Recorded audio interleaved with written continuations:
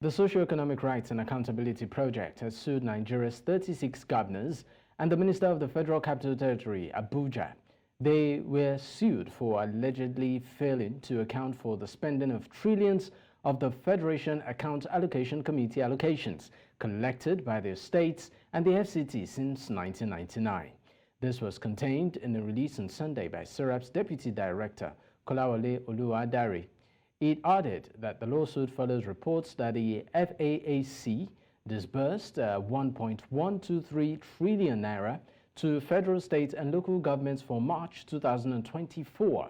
They shared 1.208 trillion in April. It noted that states collected 398.6 billion naira in March and 403.4 billion naira in April. In the suit filed last Friday at the Federal High Court, Abuja, SERAP asked the court to direct and compel the governors and the FCT minister to publish spending details of the FAAC allocations collected by them, including the list and locations of projects executed with the money. No date has been fixed for the hearing of the suit. A prominent chieftain of the All Progressives Congress, Osita Ikechukwu, has urged President Bola Ahmed Tinubu to recapitalize and nationalize Nigeria's electricity sector. Okechukwu asserts that such measures are crucial for the nation's economic growth and industrial development. Speaking during an interview, Okechukwu described the privatization of the electricity sector as disastrous, citing increased energy prices, job losses, and factory closures. The former Director General of the Voice of Nigeria believes that the only viable solution to solve the sector and to bolster the economy is through recapitalization and restructuring. Reflecting on past warnings, Okechukwu criticized the privatization process under the People's Democratic Party-led government. He highlighted a lack of transparency, noting that the absence of foreign direct investment and participation from foreign investors. Okechukwu's remarks comes as a crucial call to action for the administration, emphasizing the need for strategic reforms to ensure sustainable energy and economic progress. The Child Rights Advocacy Network, a coalition of civil society organizations, has issued a strong condemnation of the involvement of children in criminal investigation. They called on President Bola Ahmed Tinubu to urgently direct the Economic and Financial Crimes Commission to respect child's rights and refrain from involving them in any probe related to alleged crimes. They stressed that the trauma and stigmatization resulting from these investigations could have long-lasting effects and urged that children be shielded from all forms of psychological harm.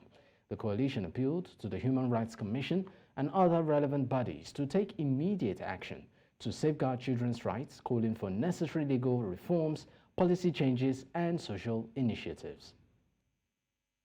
In the meantime, in Jos, the Plateau State capital, residents are still confronted with the scarcity of petrol, despite promises by the nation's petroleum company, NNPCL. News Central's Chizoba Nyanwe was on the streets of Jos to feel the pulse of citizens and filed this report. This is what major roads in Jos City look like these days. The usually very busy roads of Yakubugo One Way, Amadu Bello Way, and Bank Road see less traffic now. Many residents prefer to leave their vehicles at home, boarding public transport, which become cheaper at the end of the day. At the petrol stations, people spend many hours and most times go back home without buying the product after contributing to the unbelievable queues, even on double lanes of major roads. As in my case, I've been here since 6 o'clock in the morning. Now I think it's to 3 or so. I've not even gotten fuel. And the way it seems, it's as if I'm not going to get. I'm not sure of getting fuel today. Been here for an hour or two and I've not gotten. I don't even have a hope of getting it. I don't know if I will even get the fuel at the end of it. The removal of subsidy on petrol by the federal government forced the pump price to rise beyond 300%. As the people grapple with the realities of the ripple effect of the high cost of petrol, the pumps in many petrol stations run dry, or so it seems. This is contrary to several promises made by the government and its agencies. All the filling stations have been shut down, except for the few, this one, and then probably I passed one mobile around Challenge Bookshop. All of them have been down. They are not bringing down to the normal price that will land the federal government has ordered that it should come down.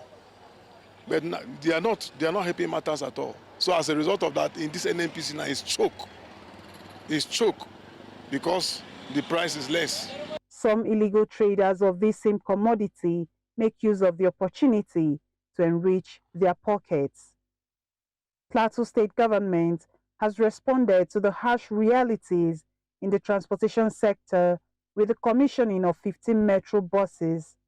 But the question on the lips of many is, how effective are the buses in addressing the deep issues of petrol scarcity and the attending high costs of transportation? The essence of these metro bus services that you're seeing is to curtail the suffering that is being faced by people, most especially in the cost of fueling of the means of transportation. I want to believe that it will be a great relief to motor owners, that they will need to really think twice and reduce the number of traffic on the road by parking their vehicles to join this bus. Few days from now, Nigerians will be marking 1 year of the administration of President Bola Tinubu and many state governors alike. Citizens will be sharply divided in assessing the achievements of government with the heavy burden of high cost of living hanging on their neck. Many hope that the last 1 year was sufficient for all the trials and mistakes as they approach the second year of government with anticipation of better days. In Jos for News Central, Chizoba Anyonyi. Meanwhile, the chairman of the Dangote Group, Aliko Dangote, said that with the plan the Dangote refinery has in place, Nigeria will not need to import premium motor spirit by next month. Dangote said that the refinery, which has already started supplying diesel and aviation fuel in the country, has the capacity to meet the diesel and petrol needs of West Africa and the aviation fuel demand of the entire African continent. The richest man in Africa spoke as a panelist at the Africa CEO Forum annual summit in Kigali. Highlighting how far the oil company has come, Dangote expressed how they are focused on ensuring that the continent will depend less on importation in the nearest future.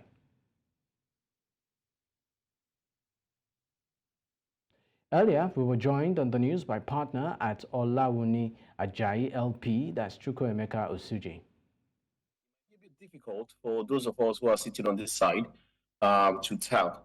Pretty much it's for Dangote himself, who's running the refinery, or whose company is running the refinery, to indicate, given the pace of production and how far they've ramped up the production capacity of the refinery, to then indicate how long it will take them to get to a level where we'll be able to attain that sort of self-sufficiency. So it's difficult to second guess that point. I think what is more relevant for me and for a lot of people, a lot of Nigerians, is the fact that first and foremost, that refinery is produced quite a good number of distillates. And at this moment, we then hear that in no distant time, we will then start producing sufficient volumes of PMS that will, require us not to import. And that's good news in itself. Whether we actually get to 100% there in next month or in 2 months or in 3 months, what is more important for me is the fact that the refinery is producing, and at least there's something we can work with in terms of timeline. Bit of politics now, where the Abia State Governor Alex Oti has commiserated with the army over the death of a soldier who was shot dead by unknown gunmen on Saturday at the army checkpoint at Aba Road by Mevilton, Aba, vowing to ensure that the culprits were brought to book. The governor, who was represented by his deputy, Engineer Ikechukwu Lekuchi Emeto, paid an on-the-spot visit where he met with the brigade commander, that's 14th Brigade, Nigerian Army, Ohafia. In a statement signed by Sir Cyril Chukwudi Eke Mba, the chief press secretary to the deputy governor, Oti expressed sadness over the unwarranted incident and called for concerted efforts to fish out the culprits of the heinous act. Now, the federal government of Nigeria has dismissed the emerging alliance between former Vice President, that's Atiku Abubakar, and former Anambra State Governor Peter Obi. The presidency assured that President Bola Ahmed Tinubu remains unperturbed by potential coalition emphasizing that he is not losing sleep over the developments. This dismissal comes on the heels of a private meeting held last week in Abuja, where Obi and Atiku, alongside several other prominent PDP leaders, discussed potential political strategies. Obi further engaged in separate discussions with former Jigawa State Governor Sule Lamido and ex-Senate President Bukola Saraki, fueling speculations about a possible coalition ahead of the 2027 general polls. In a recent interview, Atiku, who ran for president in 2023 on the People's Democratic Party platform and lost, highlighted that his meeting with Obi could not be a precursor to a broader alliance aimed at the next electoral cycle. Now joining me on the news is Chukwuma Okemwa, is actually a political analyst. Thank you for joining me. Let's get straight to it. Does this meeting come to you, as a surprise, given that these two individuals were on the opposition in the last election? Yeah, indeed. It was quite shocking to me, especially considering the fact that they already have they ran together where Atiku was the flag bearer. And of course, Obi happened to be the running mate. But of course, in 2023, each of them went their separate ways.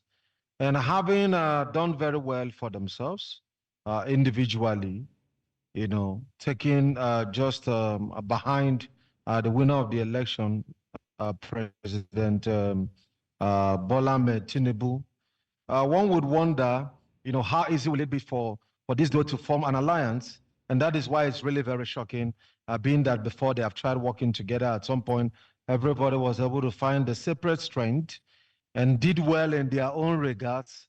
And then the question will now be who really would be ready to yield for the other.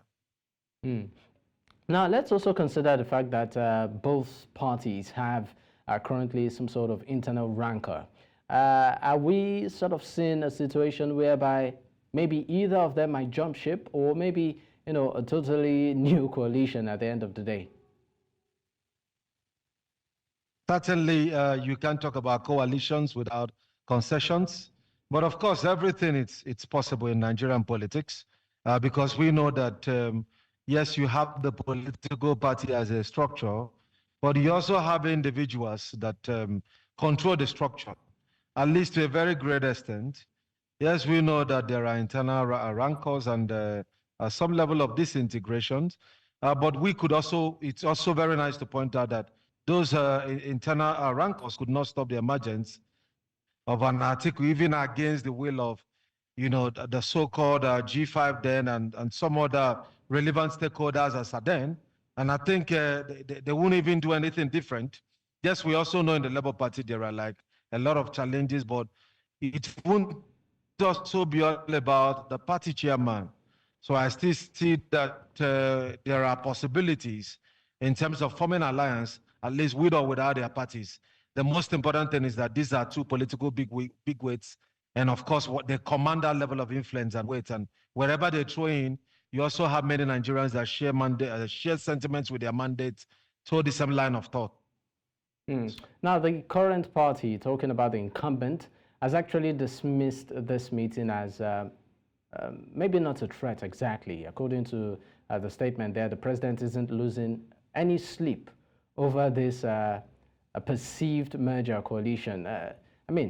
What message do you think this further sends, or what signal does it give them? And do you think it's something the president should actually sleep over, come 2027? It's never a concern. That, of course, will not attract as much as a presidential reaction to something such as the meeting of Atiku and Obi. You are talking about the meeting of two presidents that if you merge two of their votes, it will be far higher than that of Tinubu.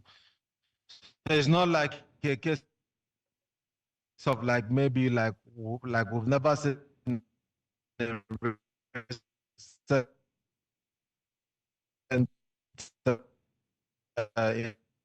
the fourth Chukwuma, I'm sorry, but we are having where a bit maybe of you audio have issues. like when you add the votes of the third and fourth and the second and third, it's going to be higher than that of the first person. So you should give some level of concern Chukwuma, I'm sorry, we are to the unable presidency, to and I'm hear sure. you Hello. properly due to connectivity Hello, issues, can you but hear we me?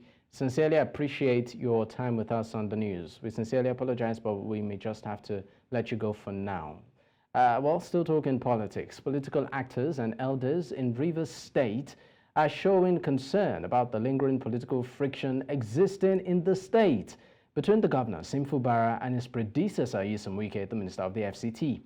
The past week has seen some pro-Wike commissioners resigning from office, adding to those who previously threw in the towel after the governor stated that he will be investigating governance in the state. Our correspondent Bernard Akede, who has been following the developments from the Rivers State capital, has a report.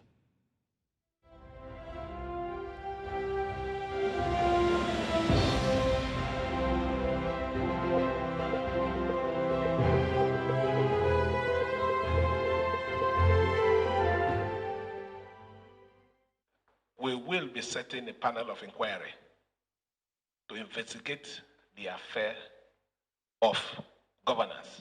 This statement by Governor Fubara to investigate the affairs of governance in the state set the ball rolling for the series of events that took place in the past week, particularly the resignation of some commissioners who appeared to be loyalists of the former governor, Nyesom Wike. The political friction that has existed between the governor and his predecessor has in recent times been a cause for concern in the state and entire country, and the Rivers State Council of Elders is calling for a permanent resolution while saying those who resigned were never loyal to the sitting governor. Most of the gentlemen and ladies who have left the cabinet clearly stated our loyalty is for the minister. Now, and that's why if that's the case, they have no business at all having been in the cabinet of Siminalayi Fubara. And you cannot complain that he wasn't giving you face, and he wasn't giving you assignments, or he wasn't doing this, he wasn't doing that. Because there's no way he could do that. Because I'm sure the way you have spoken publicly to us, behind the scene, what things may have happened. Concerns have been raised about how the former governor still has his hands in the affairs of the state, and the elders believe that while the former governor shows support, he should allow the current governor to do his job without interference. Before Fubara came, the government was declaring 12 billion as internally generated revenue. And that is the structure we are talking about. Now we are hearing it was not even 12 billion that was generated, it's 25 billion that was generated. And that is what they are generating. So the total amount were not declared.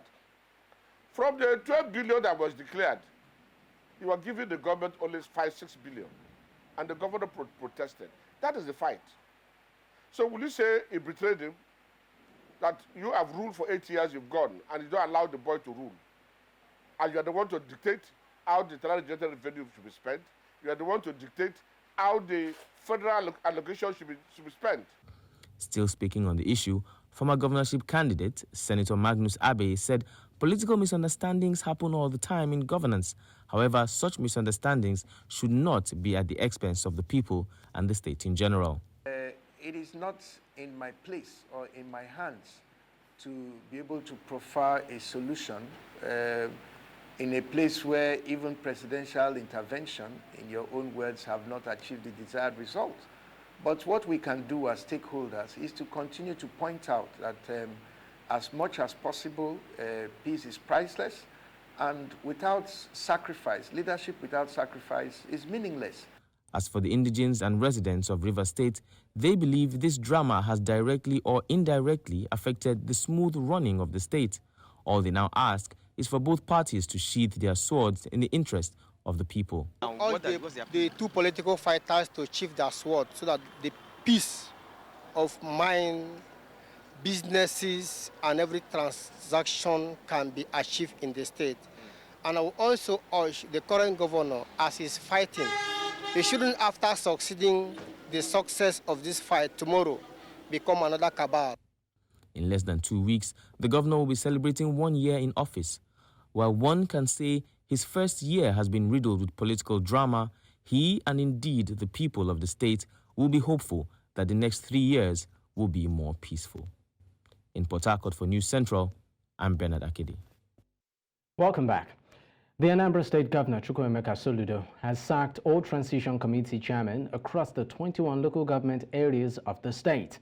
This is contained in a letter titled Expiration of Tenure and Handover to Heads of Local Government Administrations, dated May 17, 2024, and signed by the State Commissioner for Local Government, Chieftaincy and Community Affairs. The order takes effect from Monday, May 20, 2024. And on a tragic note, a trailer lost control and crashed 3 minibuses, leaving 7 persons feared dead in Owerri, the Imo State capital, on Saturday. It was gathered that the truck hit about 20 persons at the Imo State University junction in Owerri after the driver lost control of the vehicle.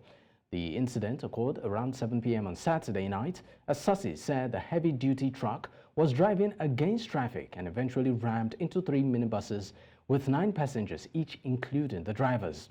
Some of the victims were rushed to the Federal University of Technology Hospital Owerri for treatment, while 7 others confirmed dead have been deposited at the morgue.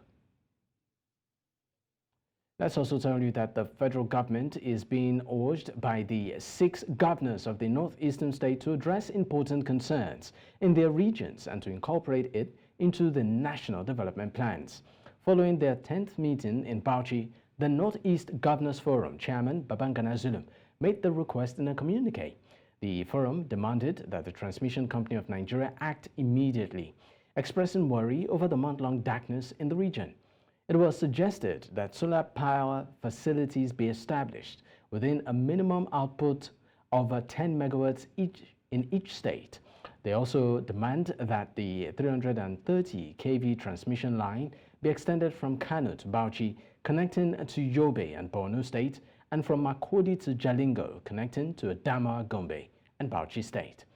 Earlier, we were joined on the news by Mohammed Abdullahi, a public affairs analyst. Metropolis, the capital of Borno State is quite peaceful, but outskirts of that place, outskirts of the city of Maiduguri is quite challenging. There are still so many, routes that are unpassable, that are, a no-go area for civilians and people of the Northeast. So in my own thinking and opinion, and what I've seen in few of the Northeastern states that I've been to physically, insecurity is actually the most challenging factor. And because of insecurity, there's a lot of things that is being affected as well. People are unable to go to farms, people are unable to carry out their day-to-day activities, particularly interstate activities or intercity activities, as it were. So, and this in turn, increases the rate of poverty among citizens. So it's quite challenging. I think for me, that is one issue that the Northeastern states have really got to tackle. Only Gombe State, magically, among the 6 states, have been able to survive issues of insecurity. But the 5 other states, particularly Borno, Yobe, Taraba, and Bauchi to some extent, and even Adamawa, have been really embroiled with so many insecurity challenges that I think both the federal government and the state government should be paying much more attention to. No fewer than 386 persons, mostly women and children, have been rescued by the army in Sambisa Forest 10 years after their abduction. The acting GOC 7th Division, Brigadier General AGL Haruna, made this known while speaking to newsmen on Saturday at the outskirts of Sambisa Forest in Kundunga local government area, after welcoming the troops that conducted the 10-day operation.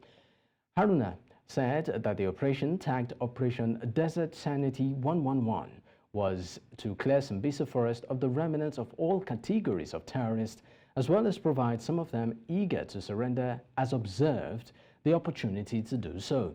The GOC, who addressed the troops on the message of the Chief of Army Staff, lauded their performance and professionalism exhibited during the operation and urged them to sustain the tempo.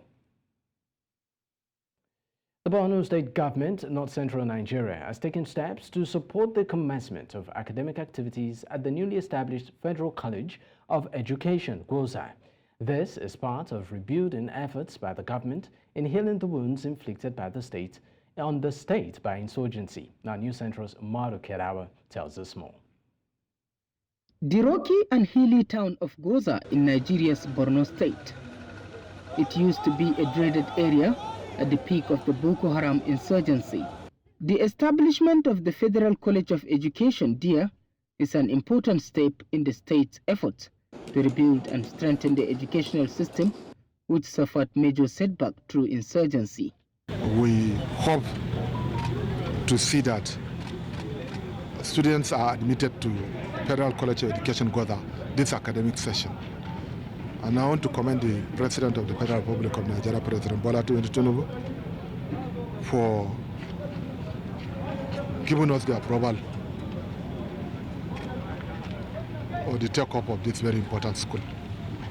So, inshallah, we hope academic activities will fully resume this academic session, no matter how small the quantum of students should be admitted.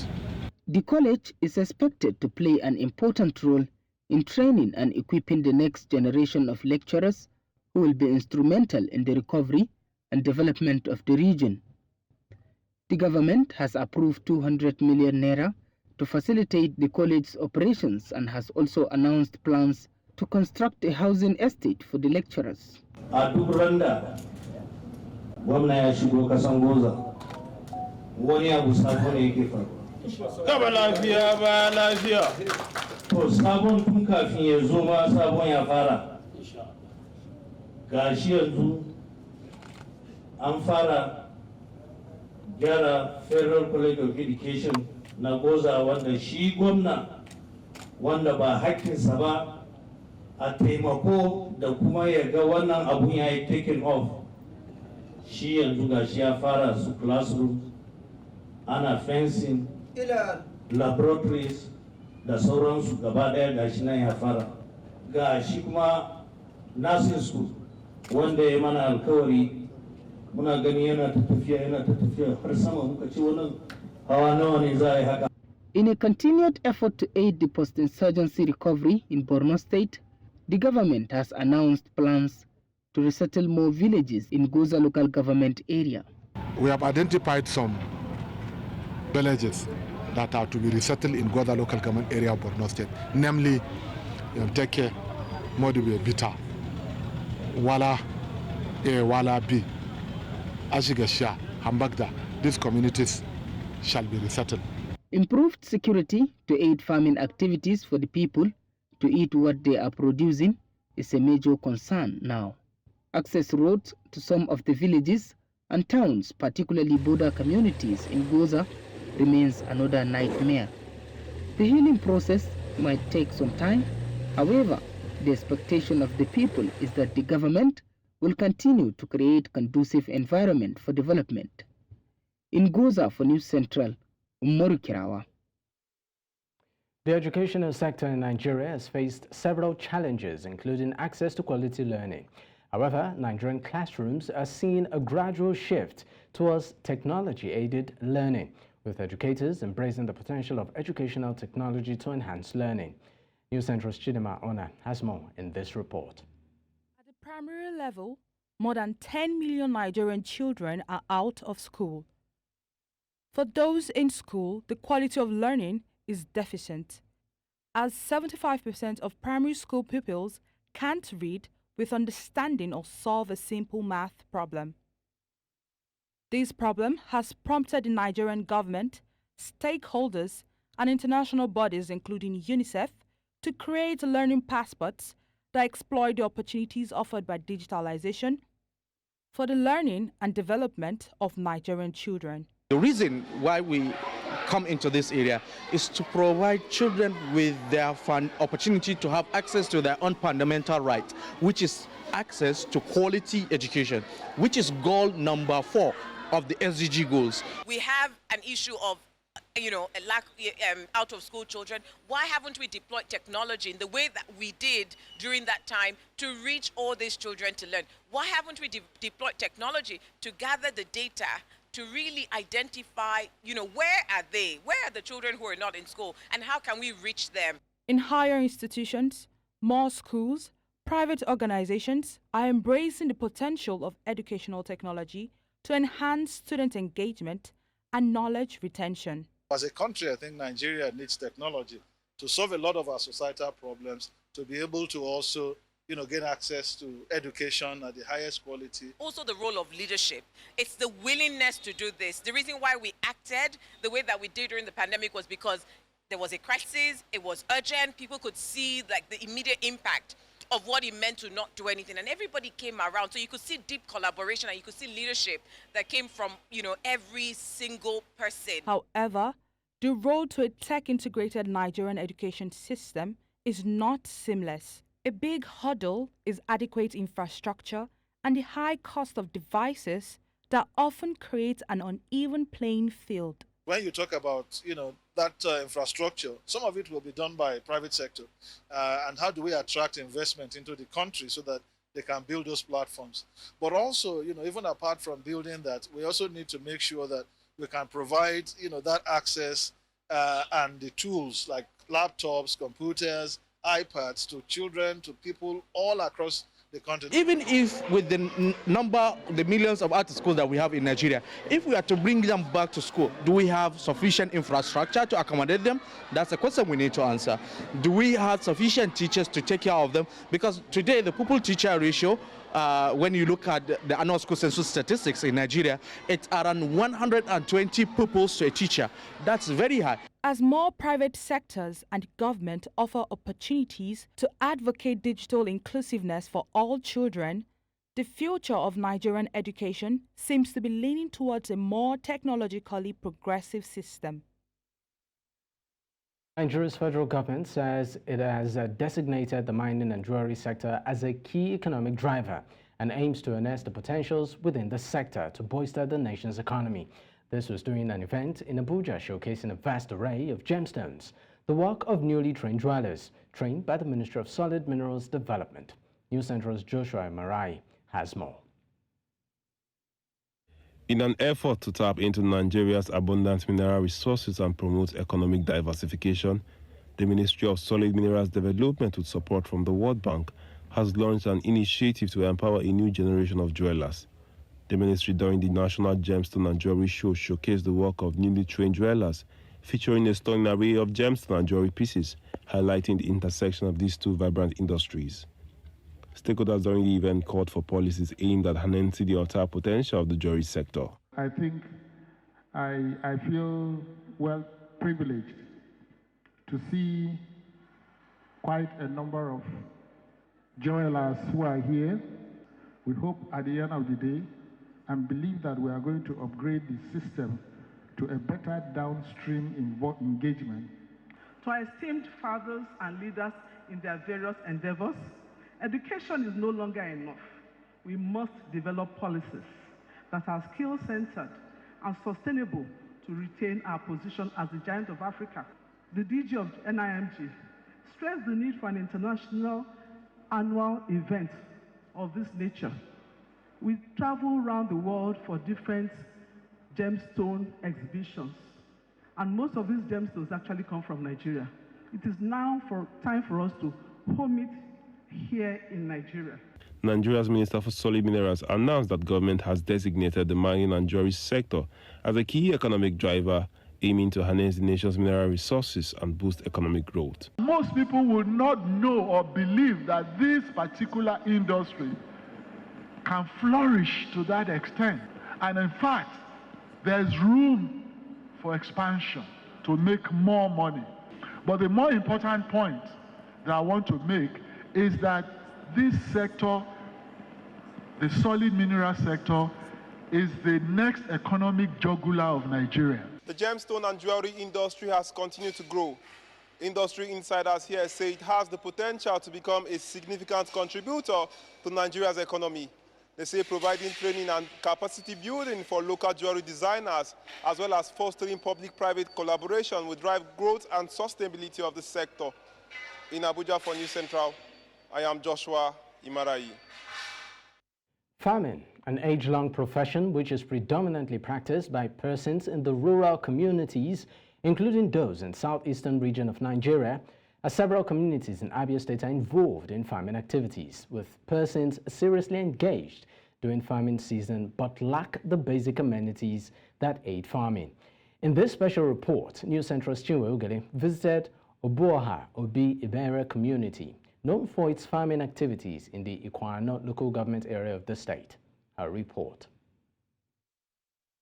For farming to be efficiently done, there must be basic facilities ranging from tractors, trucks, good roads, and other incentives that make farming seamless. Obuoha Obibere Autonomous Community in Ikwano local government area of Abia State is arguably the most endowed with vast and arable lands, part of which are used in cultivation of food and cash crops. From melon to cassava, this community has it all when it comes to food crops and also large deposits of firewood in all their lands. Piles of firewood adorn their road paths and farmlands waiting for buyers to bring their vehicles to move them. This setback is also the reason the farmers do not attract the patronage they deserve and possibly sell their produce at cheaper costs. We produce largely the garri you see in the whole Abia State. It comes out of this community, you see. But the problem we are facing, maybe I'm not going into that. The problem is the road you've just plied. From the location of the farms to their popular Ndoro market, which functions every 4 days, the roads are nearly inaccessible and made only tricycles and motorcycles the only source of transportation connecting the farmers and the market in a throat-cutting cost. The government can render assistance to the farmers by constructing their major access road to reduce the high cost of transportation and by extension prices of food items and cash crops. We try to talk about this fuel issue and the prices, try to make things to be reduced. So the problem is that nobody is helping us. It takes us our life to transport our products. Although people still travel from Umuahia, the state capital, and neighboring Akwa Ibom community to buy food items, it is no longer because of its affordability as was the case in the past, but for the freshness of the goods. Not even the garri and plantain, which are produced in large quantities here, cost less. When they produce it, they went it to market, it's very cost. Now a cup of garri now, they are selling 2 cups or 3 cups, 500 naira. I was at the Ministry of Agriculture in Abia State to see the Commissioner, Professor Monica Ironkwe, to know what plans government has for such a community to boost food production, but was told by the staff that she was out for a meeting, and 13 hours later, the Commissioner responded my message informing me she was out of town. The proposal or decision for a partnership with an Israeli firm by the Abia State government will only make sense when such a community is considered and explored for its agrarian endowments and exploits. In Umuahia for News Central, Nyesom Wike. Kenya has announced plans to deploy members of its police unit to Haiti within the next few weeks as part of a United Nations-backed multinational mission to combat gang violence. Now, speaking to journalists on Sunday, Kenya's Principal Secretary for Foreign Affairs confirmed that the deployment will occur in the next few days or few weeks. Haiti has long struggled with poverty, political instability, and natural disasters. The multinational force aims to support Haiti's police in controlling criminal gangs. Last July, Kenya pledged to send up to 1,000 personnel to Haiti. This commitment was being welcomed by the United Nations and other nations that have opted not to send their own forces. However, the mission has faced legal hurdles as Kenya petitioners challenged the deployment in court, accusing President William Ruto's government of ignoring a January court order that deemed the deployment unconstitutional and illegal. To Central Africa now, where Congo's army says it has foiled a coup early Sunday morning and arrested the perpetrators, including several foreigners, following a shootout between armed men in military uniform and a top politician's guards that left 3 persons dead in the capital, Kinshasa. Clashes were reported between men in military uniform and guards of a local politician at the politician's house that is on Tashashi Boulevard, which is 2 kilometers from the presidential palace and where some embassies are also located. This comes amidst a crisis gripping President Felix Tshisekedi's ruling party over an election for the parliament's leadership, which was supposed to be held Saturday but was postponed. Rescuers search for Iran's presidential helicopter involved in an accident. A helicopter in the convoy of Iran's President Ibrahim Raisi has been involved in an accident on Sunday. Iran state media reported that one of the helicopters in the convoy carrying President Ibrahim Raisi was involved in an accident. No further details were immediately provided about the nature of the incident or whether the president was aboard that helicopter. The convoy was traveling in northwestern Iran, and according to Iran officials, there were signs that there were no fatalities as some contact had been made with various members of the convoy. Let's wrap it up with some sporting details where Red Bull's Max Verstappen fended off a late charge from McLaren's Lando Norris to clinch victory at the Emilia Romagna Grand Prix. Now, despite struggling with his tires in the race closing stages, the Dutch driver secured his 5th win in 7 races this season, strengthening his grip on a 4th world title. Ferrari's Charles Leclerc comfortably secured the final podium spot ahead of McLaren's Oscar Piastri, elevating himself to 2nd in the championship standing, just ahead of him.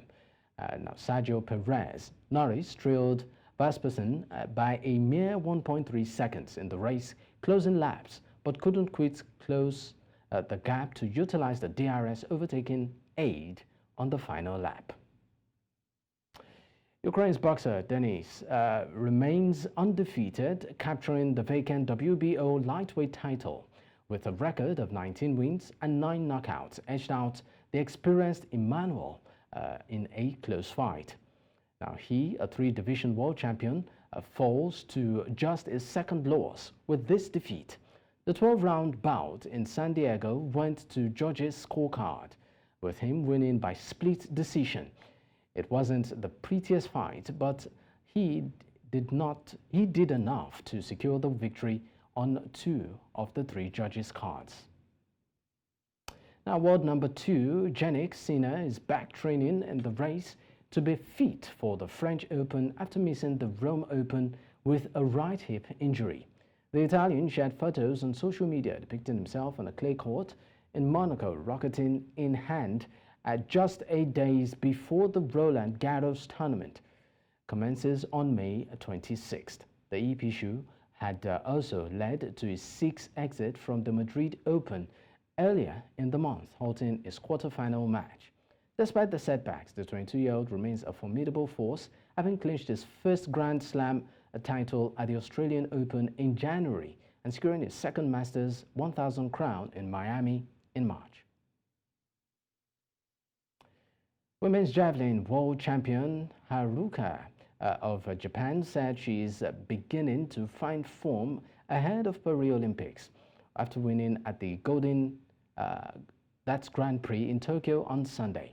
The 26-year-old launched a final throw of 63.45 meters to jump into 1st place ahead of Colombia's competitor on 62.06 meters and New Zealand's Terry Peters on 61.26 meters. He also beat Ruiz with her final effort last year in Budapest to become the 1st Japanese woman ever to win a world championship in a field tournament. She followed that up by triumphing at the 2023 Diamond League Finals, and she is aiming for more success at the Paris Games in just over 2 months' time. That's a wrap on the news at this time. But before we go, another look at some of our top stories. We told you that Serap demands transparency, sues governors and the Minister of the FCT. Kenya announces deployment of police to Haiti amidst legal battle. Finally, we told you that authorities in Democratic Republic of Congo say a coup attempt has been foiled. Don't forget to send in your eyewitness report to the WhatsApp number on the screen. You can also follow us on social media. We are at News Central TV. You can watch us live across these platforms. That's DSTV channel 422, Star Times, channel 274, Apple TV, and YouTube. And thanks for watching. I'm Dakbo at Digboy. Bye for now.